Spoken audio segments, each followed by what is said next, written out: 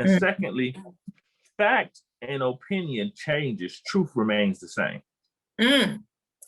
So so that's what I say. So, truth is always going to remain the same. Yes. Things around you will change, but truth will remain the same. So, that's what I would say for the family to help us do better. Can I tell you, I don't think you could have answered that better. I'm just going to say it. I don't think there's a better answer to that at all. And I mean that. I'm not even, that's not me gassing anybody up. That's just how I feel, because that is very true, because the answer is always in there. It's in there because God is in there, and God is going to tell you which way to go, what to do, all of that.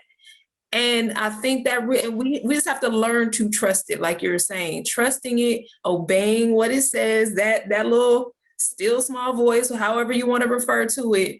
But you're absolutely right. And it's like, when this ain't right, this is not what I'm supposed to do, don't do it, and just be obedient to that. And I think that's just the best way to navigate life in general. And then I love the concept of speaking life. When you were talking about one of the reasons why things were so rough for you is because life wasn't really spoken over you and to you.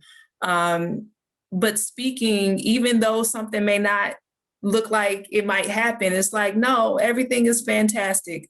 You're amazing. You're beautiful. You're intelligent. You're all of these things. And I think when you speak life, you start to see life. If you speak death, you start to see death. So speak life and all these things. I think that's so powerful.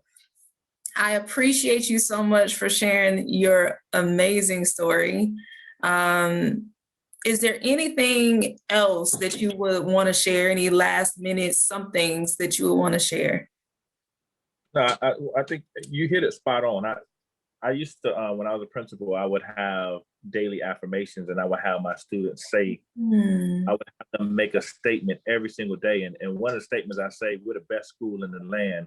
And I would have them say, I'm the best because I believe I'm the best, and I work hard every single day to be my best. And I would have them go through that every single day. And people would get upset. They would say, why are you calling them the best? I seen that kid skipping. I seen that kid out in the halls. I seen that kid on the corner smoking weed. Why are you still calling them the best? Yeah. They need to get. And I said, you don't understand. There's something psychologically that happens to us when we start to speak life and positive affirmations 2-3 times a day. Because what happens is you start to. Let me say how I say this.